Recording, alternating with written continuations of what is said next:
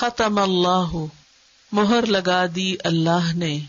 ختم، ختم کا معنی ہوتا ہے سیل کرنا یا مہر لگانا، کسی چیز کو اس طرح بند کر دینا کہ نہ اس کے اندر کچھ جا سکے اور نہ اندر سے باہر کچھ آ سکے.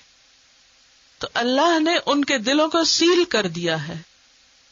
اب ان کے دلوں کے اندر ایمان نہیں جائے گا، نور نہیں جائے گا، نور ہدایت اندر نہیں جائے گا، کیونکہ دل بند ہو گئے ان کے. ختم اللہ علی قلوبہم، ان کے دلوں پر. قلوب قلب کی جمع ہے، اور قلب عربی زبان میں کہتے ہیں الٹ پلٹ ہونے کو، کہ دل بھی انسان کے کیسے ہوتے ہیں؟ ایک حالت پہ نہیں رہتے. کیسے ہوتے ہیں؟ دل ایک حالت پر نہیں رہتے، دلوں کی حالت بدلتی رہتی ہے. کبھی آپ ایک چیز کو، ایک کھانے کو بہت انجوائے کر رہے تھے، اور کبھی دوسرے وقت میں اسی کھانے کو آپ کا دل نہیں چاہ رہا تھا. اب بھائی کھانا تو وہی ہے، آپ کو کیا ہوا؟ آپ کا دل بدلا ہوا ہے. تو دل کو دل کہتے ہی اس لیے ہے کہ وہ ایک حال پر نہیں رہتا، الٹ پلٹ ہوتا رہتا ہے. اسی لیے ہمیں دعا مانگنی چاہیے، یا مقلب القلوب ثبت قلبی علی دینک. اے دلوں کو الٹ پلٹ کرنے والے، ہمارے دل کو اپنے دین پر جما دے. تیرے دین پر جب آئے یہ دل تیری طرف مائل ہو تو پھر نہ الٹے، پھر آگے پیچھے نہ ہو، بس وہ پھر اسی پر ہی ٹھک جائے. یہ دعا بھی قرآن المسنون دعا کی کتاب میں لکھی ہوئی ہے. ختم اللہ علی قلوبہم، اللہ نے ان کے دلوں پر مہر لگا دی ہے. وعلی سمعہم، اور ان کے کانوں پر. سین میم عین سم کا لفظ کان اور سماعت دونوں کے لیے استعمال ہوتا ہے. کیا کہا میں نے؟ سم کا لفظ کان اور سننے کی صلاحیت دونوں کے لیے استعمال ہوتا ہے. اب قلوب جمع ہے، آگے ابصار بھی جمع ہے، لیکن سم کا لفظ جو ہے یہ واحد ہے. اور قرآن پاک میں جہاں بھی سم کا لفظ آیا ہے سنگولر ہی آیا ہے، کان ہی آیا، کانوں نہیں آیا. سین میم عین سمع، سمع سننا اور سمع کان.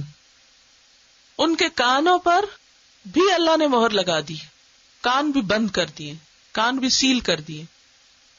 اب اندر کچھ نہیں جاتا، کیونکہ کان ذریعہ ہے نا اندر جانے کا، تو جو ذریعہ ہے، راستہ ہے، وہی بند کر دیا گیا. اب ہم تو ترجمہ جمع کر رہے ہیں. آپ نے کیا لکھا ہے ترجمے میں؟ کان لکھا ہے یا کانوں لکھا ہوا ہے؟ کانوں لکھا ہوا ہے.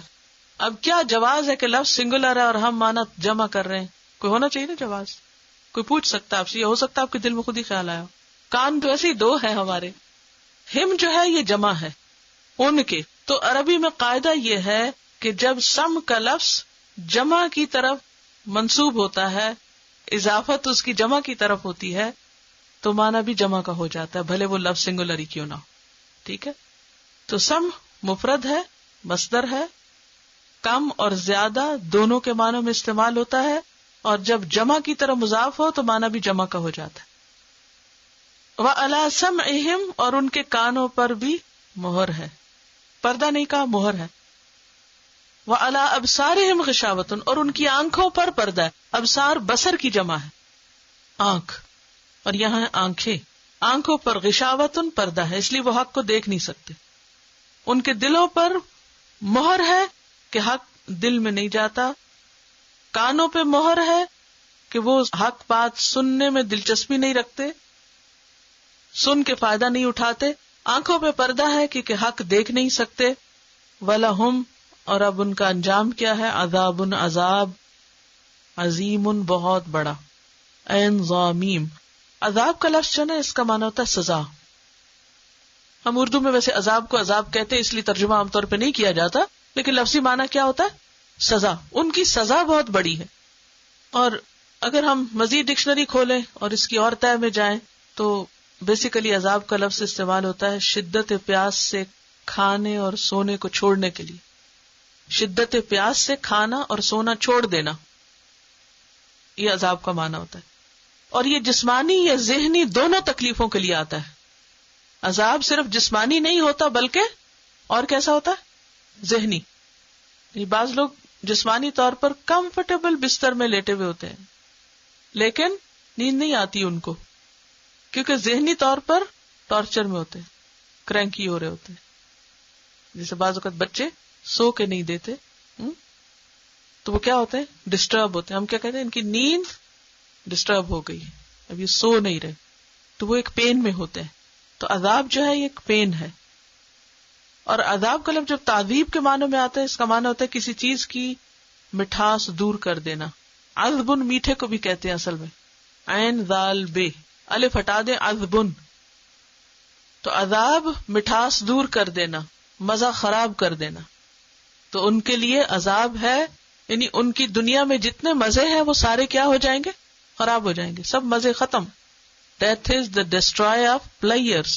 جتنی بھی دنیا میں انسان کو مزے مزے کی چیزیں ملی ہوئی ہیں, خوشی کے جتنے بھی سامان کانوں اور آنکھوں اور دل میں ہیں انسان کے, وہ سارے کے سارے موت کے ساتھ ختم ہو جاتے. ہاضم اللذات ہے, لذتوں کو توڑ پھوڑ دینے والی ہے. تو ان کا انجام کیا ہے کہ ان کے لیے بہت بڑا عذاب ہے. عظیم جو ہے یہ اس کا اپوزٹ ہوتا ہے حقیر. حقیر کا لفظ سنا کبھی؟ حقیر کیا معنی ہوتا ہے؟ حقیر اتنا چھوٹا. عظیم ہوتا ہے بڑا اور حقیر ہوتا ہے چھوٹا. ایک کبیر بھی ہوتا ہے, کبیر. کبیر کیا ہوتا ہے؟ بڑا. اور اس کا اپوزٹ کیا ہوتا ہے؟ صغیر.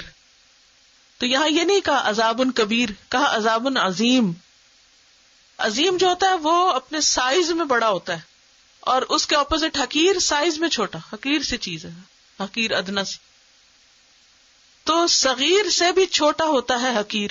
تو اسی طرح کبیر سے بڑا ہوتا ہے عظیم. تو ایسی چیز جس کا خطرہ یا جس کا سائز بڑا ہو. عذاب عظیم وہ عذاب جس کا خطرہ بھی بہت ہے, ٹارچر بھی بہت ہے, اور اس کا سائز بھی بہت بڑا ہے. جہنم کتنی بڑی ہے؟ آپ صلی اللہ علیہ وسلم نے ایک مرتبہ صحابہ کے ساتھ بیٹھے ہوئے تھے کہ ایک آواز سنی, تو آپ نے فرمایا تم جانتے ہو کہ کس چیز کی آواز ہے؟ یہ ایک پتھر تھا جو جہنم میں 70 سال پہلے پھینکا گیا تھا اور آج تہ پہ گرا جا کے. اتنا گہرا. کبھی گہرا کنواں دیکھا زندگی میں؟ کبھی آپ اوپر والے فلور پہ کھڑے ہو کے نیچے دیکھے تو کچھ بھی نہیں. 30 فلورز 50 100 فلورز کے اوپر آپ چڑھ کے نیچے دیکھ, کچھ بھی نہیں. کوئی چیز پھینکے 1 سیکنڈ میں نیچے پڑی ہوگی. کتنی گہری جہنم ہے. اسی لیے اس کو ہاویہ کہا جاتا ہے, گڑا. وہ گرتا ہی جائے گا نیچے. بہرحال تو ان کے لیے عذاب ہے بہت بڑا. اب آپ دیکھیے کہ یہ جو دوسرا گروپ ہے, بیسیکلی یہاں ذکر ہے ان لوگوں کا جو نبی صلی اللہ علیہ وسلم کے زمانے میں آپ کا انکار کر رہے تھے, آپ کی لائی ہوئی تعلیم کا انکار کر رہے تھے, جیسے ابو جہل, ابو لہب اور دیگر لوگ. تو بات یہ ہے کہ انہوں نے انکار کیا تھا. انکار کب ہوتا ہے کسی چیز کا؟ جب اس کا پتہ ہو یا نہ ہو, جانتے ہو یا نہ ہو. جانتے ہو. تو مغضوب علیہم کون ہوتے ہیں؟ جو جانتے ہیں لیکن مانتے نہیں, کرتے نہیں. تو یہ جو دوسرا گروپ ہے یہ مغضوب علیہم کا ہے, جنہوں نے نبی صلی اللہ علیہ وسلم کو پہچان لیا تھا. وہ عربی زبان کے ماہر تھے, قرآن کو انہوں نے پہچان لیا اور چھپ چھپ کے سنا بھی کرتے تھے. اور ابو جہل چھپ کے اقرار بھی کرتا تھا کہ ہاں مانتے ہیں, جو کچھ کہتا ہے صحیح کہتا ہے, لیکن اس کے باوجود ضد میں آ گئے تھے, ہٹ دھرمی کا شکار ہو گئے تھے. تو وہ لوگ جو ضد کا شکار ہو جائیں, حق کو جاننے کے باوجود اس کو نہ مانے, اس کا انکار کر دیں, اس کو ریجیکٹ کر دیں, ان الذین کفروا, پھر ان کا حال کیا ہوتا ہے کہ آپ ان کو کچھ سمجھائیں, کچھ ڈرائیں, کچھ انہیں جہنم کا بتائیں, کچھ دوزخ کی بات کریں, جو مرضی کریں, وہ کیا کرتے ہیں؟ لا یؤمنون, وہ نہیں مان کے دیتے. وہ کہتے ہیں کہ یہ تم کسی اور سے کرو جا کے باتیں, مجھے مت بتاؤ, مجھے نہیں سننا. اب آپ دیکھیں کہ اللہ سبحانہ وتعالیٰ نے تو ہر انسان کو فطرت پر پیدا کیا ہے. پیغمبر جب حق لے کر آتا ہے وہ ایسی چیز نہیں ہوتی جو کسی کو سمجھ ہی نہ آئے کہ یہ کیا کہہ رہا ہے. یعنی آپ کی باتیں کوئی فلسفہ نہیں تھی. پیغمبر کوئی فلاسفر نہیں ہوتا, وہ کوئی سائنٹسٹ نہیں ہوتا کہ جس کی تھیوری سمجھ ہی نہ آئے اور اس کو سمجھنے کے لیے ایک بڑی زندگی چاہیے ہو. یہ کوئی ایسے فلسفے یا الجھی ہوئی بات ہے, یہ شعر و شاعری نہیں, کیونکہ شاعری بھی بعض اوقات آرام سے نہیں سمجھ آتی نا. تو پیغمبر جو پیغام لائے وہ کھلی کھلی باتیں تھی, صاف باتیں تھی, سب کو سمجھ آنے والی تھی. پیغمبر کا اپنا اخلاق اور کردار اور اس کی اپنی شخصیت بالکل جانی پہچانی تھی. بہت سے ایسے دلائل موجود تھے جو اس بات کی گواہی تھے کہ محمد رسول اللہ صلی اللہ علیہ وسلم برحق نبی ہیں, قرآن سچی کتاب ہے. اور جس ایک رب کی طرف وہ بلا رہا ہے وہی اصل خالق اور مالک ہے اس کائنات کا. لیکن انہوں نے ساری باتیں سمجھ کر ضد میں آ کر انکار کر دیا. تو یہاں آپ کو بتایا جا رہا ہے کہ جن لوگوں نے انکار کر دیا ہے وہ نہیں مانیں گے، کیونکہ اللہ نے ان کے دل اب سیل کر دیے. کیا اللہ تعالیٰ نے پہلے ہی سیل کر دیے تھے یا بعد میں کیے ہیں؟ کیوں کیے ہیں؟ ان کو بھی بس اپنی وہ ایک قومیت پرستی تھی، یا اپنی قوم کا جو پرانے رواج اور طور طریقے تھے، روایات تھی، وہ اس پہ چلنا چاہتے تھے. تو کئی ایک اسباب ہوتے ہیں حق کے انکار کے. تو بنیادی طور پر اللہ نے ان کے دلوں کو سیل کر دیا. کیوں کر دیا؟ معلوم ہوتے ہوئے جب وہ کرتے تھے تو ہوا یہ کہ آپ جب کسی چیز سے کام نہ لیں، مثلاً اگر آپ اپنے ہاتھ سے کوئی کام نہ لیں، تو جو لوگ کبھی لکھتے نہیں ہیں ان کے لیے لکھنا مشکل ہوتا ہے، کیونکہ انہوں نے ہاتھ سے کبھی کام ہی نہیں لیا. لیکن جو لوگ کام کرنے والے، مثلا کچھ لوگ آپ دیکھیں اتنی تیزی سے وہ نیٹنگ کر رہے ہوتے ہیں. وہ کیسے کرتے ہیں؟ کام لے لے کے اتنی پریکٹس ہو جاتی ہے کہ وہ بغیر دیکھے کچھ کر رہے ہوتے. اسی طرح اور بھی سارے سکلز آپ دیکھیے. اسی طرح اگر آپ چلیں نا تو آپ کو چلنا بہت مشکل لگتا ہے، اگر آپ کھائیں نا تو کھانا مشکل لگتا ہے. کوئی بھی جسم کا حصہ اگر آپ استعمال نہ کریں تو کیا ہوتا ہے؟ اس کو زنگ لگ جاتا ہے، وہ کام نہیں کرتا، بیکار ہو جاتا ہے. اسی طرح اگر کوئی دل سے کام نہیں لیتا تو دل کو کیا ہوتا ہے؟ زنگ لگ جاتا ہے، دل سکڑنے لگتا ہے، اور سکڑتے سکڑتے سکڑتے اس کے اندر پھر سرکولیشن کی کوئی گنجائش ہی نہیں رہتی، بند ہو جاتا ہے، سیل ہو جاتا ہے. قرآن پاک میں اللہ تعالیٰ فرماتے فَلَمَّا زَاغُوا أَزَاغَ اللَّهُ قُلُوبَهُمْ، جب وہ بگڑے اللہ نے بھی ان کے دلوں کو پھر ٹیڑھا کر دیا. جب وہ ٹیڑھے ہوئے تو اللہ نے بھی ٹیڑھا کر دیا. ایک اور جگہ پر آتا ہے فَبِمَا نَقْضِهِمْ مِيثَاقَهُمْ لَعَنَّاهُمْ وَجَعَلْنَا قُلُوبَهُمْ قَاسِيَةً، ان کے عہد توڑنے کی وجہ سے ہم نے ان پہ لعنت کی اور ان کے دلوں کو سخت کر دیا. تو دلوں کی سختی انسان کے گناہوں کی وجہ سے ہوتی. جب انسان مسلسل اللہ کی نافرمانی کرتا رہتا ہے تو پھر اللہ تعالیٰ دل سے صلاحیت چھین لیتا ہے. اور اس کی کیا وجہ ہوتی؟ انسان کی خواہشات ہوتی ہیں. انسان اپنی منمانی کرنا چاہتا ہے، اپنی خواہشات کے مطابق زندگی بسر کرنا چاہتا ہے. اور ایک اور وجہ ہوتی ہے تکبر. تکبر کیا ہوتا ہے؟ خود کو بڑی چیز سمجھتا ہے. وہ کہتے تھے کہ ہم سردار لوگ ہیں، ہم بڑے قبیلوں سے ہیں. محمد صلی اللہ علیہ وسلم جن کے پاس زیادہ دولت نہیں ہے، یہ کیسے پیغمبر بنا لیے گئے؟ یہ چند ایک وجوہات تھی جس کی بنا پر ان کو مشکل ہو گیا تھا حق قبول کرنا. تو ختم اللہ علی قلوبہم. دل کی بات اس لیے کی نا کہ دل ہی خواہشات کا مرکز ہوتے ہیں. جب آپ کا دل کسی اور چیز میں لگا ہوا، مثلا اگر اس وقت آپ کے دل میں کہ گھر جانا ہے، تو میں اگر لیکچر کو اپنے ٹائم سے اوپر لمبا کروں گی تو پھر آپ کا دل اچاٹ ہو جائے گا، پھر آپ میری بات نہیں سن سکیں، کیونکہ اب آپ کا دل یہاں نہیں رہا، کہیں اور چلا گیا. یہ عام زندگی میں بھی ہوتا ہے نا کہ جب دل میں کچھ اور بس جاتا ہے تو پھر اللہ کی بات نہیں سمجھ آتی. اسی لیے آپ دیکھیں کہ جن لوگوں کو میوزک سننے کا بہت شوق ہوتا ہے، یا جن لوگوں کو اور اسی طرح کی دنیا کی کچھ ہابیز، کچھ اور شوق ہوتے ہیں، پھر ان کا دل اس میں اتنا انوالو ہو جاتا ہے کہ پھر حق کی بات، قرآن کی بات، خدا کی بات، ان کا اس میں دل نہیں لگتا، ان کو وہ اچھی نہیں لگتی، وہ کرنا نہیں چاہتے. تو یہ کفار مکہ جو تھے خاص طور پر ان کا ذکر ہے، اور پھر اس کے بعد یہ سب کے لیے عام ہے جو بھی ایسا کرے.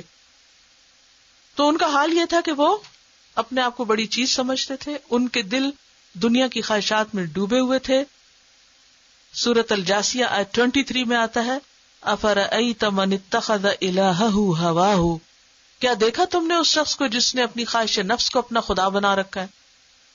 وَأَضَلَّهُ اللَّهُ عَلَى عِلْمٍ، اللہ نے اس کو علم کے باوجود گمراہ کر دیا. وَخَتَمَ عَلَى سَمْعِهِ وَقَلْبِهِ، اور اس کے کان اور اس کے دل پہ مہر لگا دی اور اس کی آنکھ پر پردہ ڈال دیا. وَعَلَى سَمْعِهِمْ، اور کانوں پر بھی پردہ. آپ دیکھیں کہ کان ایسی چیز ہے جو اندھیرے میں بھی سن سکتے ہیں اور روشنی میں بھی سن سکتے ہیں، لیکن آنکھیں ایسی چیز ہیں کہ جو صرف روشنی میں دیکھتی ہیں. تو انہوں نے اپنی ان فیکلٹیز سے کام نہیں لیا، لہٰذا اللہ تعالیٰ نے بھی پھر ان کے دلوں پر مہر لگا دی. تو ان آیات سے یہ پتہ چلتا ہے کہ سینے کا حق کے لیے کھل جانا اللہ کی بہت بڑی نعمت. فَمَن يُرِدِ اللَّهُ أَن يَهْدِيَهُ يَشْرَحْ صَدْرَهُ لِلْإِسْلَامِ، اللہ جس کے ساتھ ہدایت کا ارادہ کرتا ہے اس کا دل اسلام کے لیے کھول دیتا ہے، دل کھلنے لگتے ہیں. اللہ کی بات سن کے، قرآن سن کے دل خوش ہونے لگتا ہے.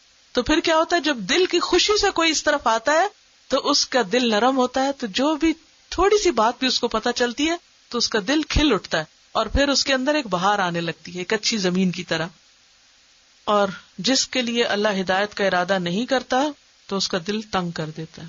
جس کو اللہ ہدایت نہ دینا چاہے تو یجعل صدرہ ضیقا حرجا، اس کا دل تنگ کر دیتا ہے، بھیج دیتا ہے، اور پھر اس کے بعد اس کے نہ اندر کچھ چیز آتی ہے نہ اندر سے کوئی خیر باہر آتی.